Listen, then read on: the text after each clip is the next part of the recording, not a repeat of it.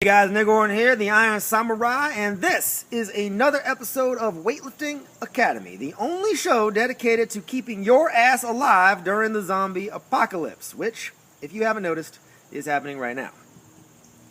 So, in today's episode, I want to get deep with you and talk about some things that you wouldn't normally bring together, but by doing so, you're going to end up being a lot stronger in the long run than you would be if you didn't understand why these three things are very deeply connected. Those three things are divorce, chaos theory, and Olympic weightlifting. And before we get into all of that, what I want to do is dive right into the core examples we're going to use. Two examples. One couple, two 20-year-olds getting married. Second example, a couple, two 30-year-olds getting married. Before we go any farther, please make a prediction, and I mean within 3 seconds. Which one of these couples is going to be divorced in 20 years? The 20-year-olds, right? That's your prediction? You're probably right. Statistically, you are right. 20-year-olds who get married are extremely likely to get divorced by the time they turn 40, 20 years later. 30-year-olds, however, who get married are extremely unlikely to get divorced. Why such a discrepancy? Why is that? I mean, we know that. We know it intuitively. And it bears out to be correct in the statistics. It's not that all 20-year-olds who get married don't last beyond the 20-year mark. It's just that most don't. And by a pretty wide margin, by the way. Pretty huge. And the opposite is true for the 30-year-olds. Huge, huge, huge success rate if you get married after the age of 25. And that's really seems to be the line. That before and after 25, that's going to be the thing. You get married at 23, you're fucked. You get married at 27, you're pretty good. Pretty amazing, right? Why? Why is that true? The truth is, it comes down to butterflies. It all comes down to butterflies. And I'm not talking about butterflies in your stomach. I am talking about the butterfly effect, the classic metaphor for chaos theory. Let's use this metaphor in order to get you to understand what the fuck chaos theory is, because odds are you don't have a clue. And if you have ever heard of it, you're probably thinking it's the opposite of what it really is.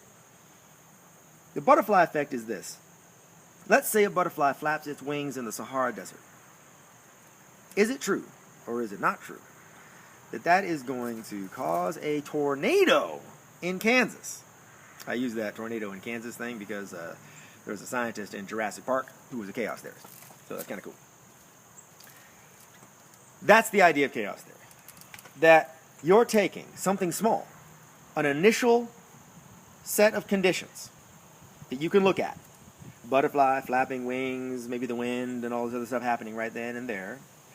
And trying to make a massive prediction way off in the future, far down the line, based only on that. Not on any other serious data about what's going to happen, etc. But what you've got right now. That is a hard damn task, right? It sounds nuts. It sounds insane, and yet we do it all the time. Not only is it happening in the sciences, the important sciences like physics, engineering, biology, your body, strength training, all of that stuff. It's happening there. Chaos theory. But we even do it in like sort of our normal day-to-day shit. Like, we look at weather reports. Predicting the weather is all about that. Trying to figure out predictions at different intervals down the line as accurately as humanly possible based on what we know today. Hard to do. It's really fucking hard to do. It's particularly hard for those 20-year-olds. And those 20-year-olds represent something. They represent you. You, most of the time, in your interactions with yourself, in the gym, are acting far more like a couple that is 20 years old about to get married than you are acting like a 30-year-old couple about to get married. And let me explain that.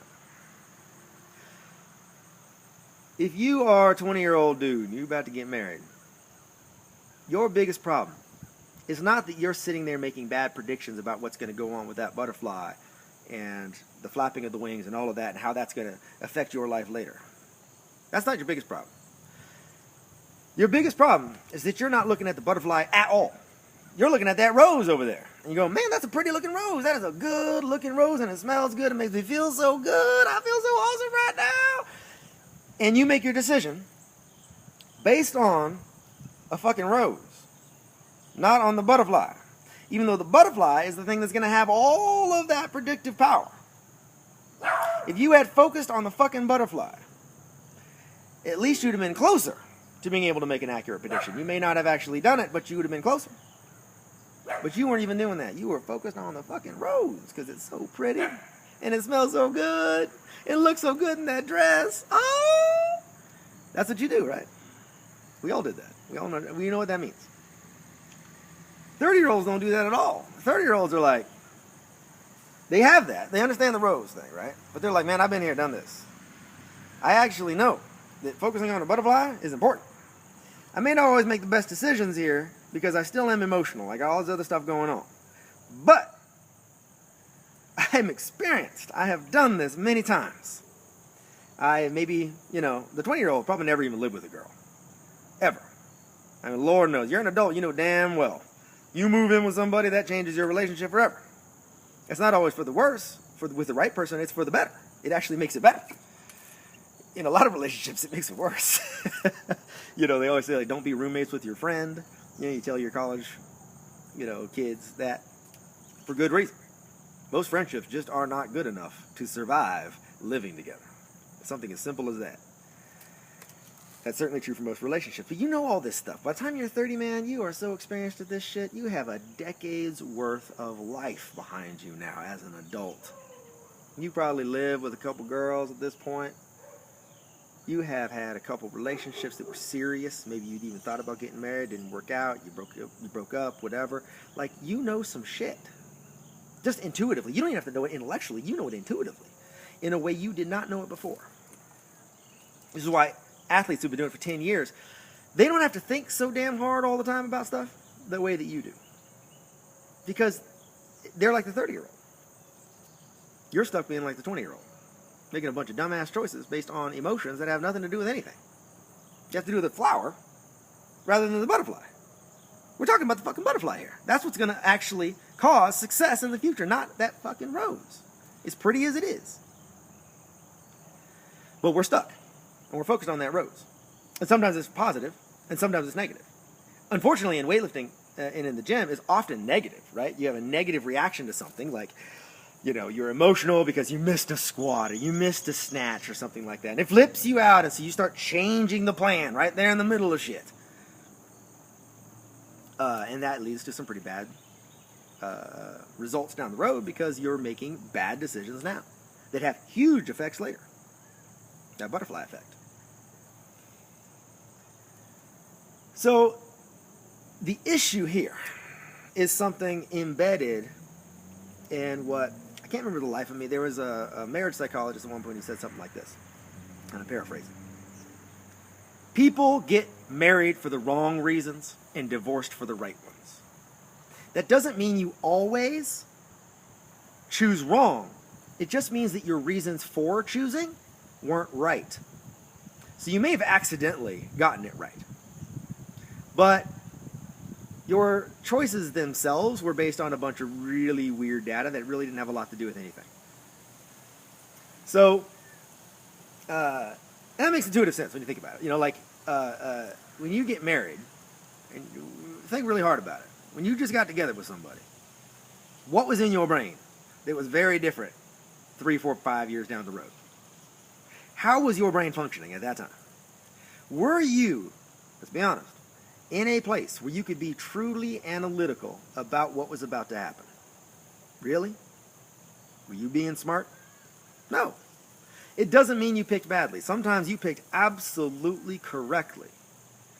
You were just using a lot of information that wasn't necessarily related to the situation at hand. It wasn't causal stuff. It was all just circumstantial and all this other stuff.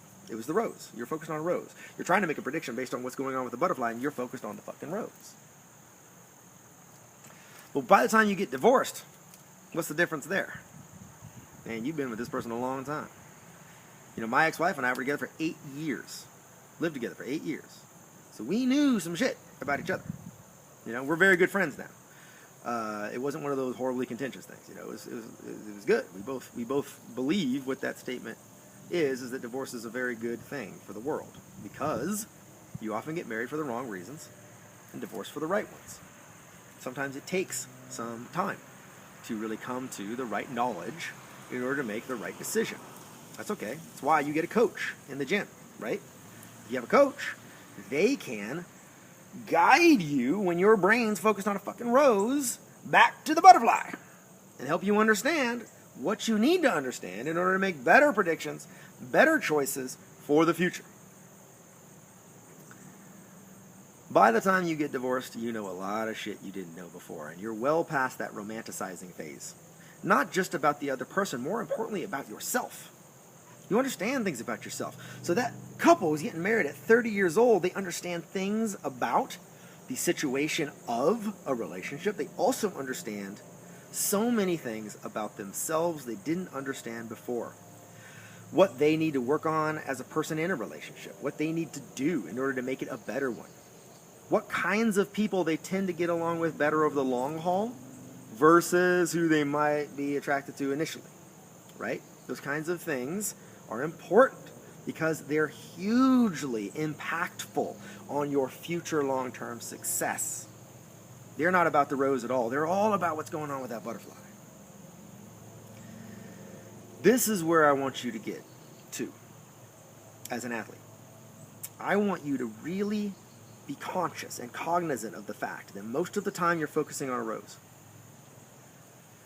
A rose that may in fact be pretty, it may be ugly, it may be all kinds of different things that cause in you an emotional response that makes you want to act in a certain way so badly. But by doing that, you're making a foolish choice that is going to result, your likelihood of success goes down dramatically. However, if you can bring yourself out of that and focus in on the important details, and obviously, over time I'll discuss that with you. What are those important details, etc. If you could do that, bring yourself back around to the important details, the butterfly, focus on that butterfly, then your likelihood, your chances of success go up dramatically. And that's the goal. So that's my advice, man. Stop paying attention to roses all the time and beware of zombies. Because again, zombie fucking apocalypse, man. Watch out. All right, go to weightliftingacademy.com. Get your free stuff, which is going to help you focus on the right details. And I will see you next time. Later.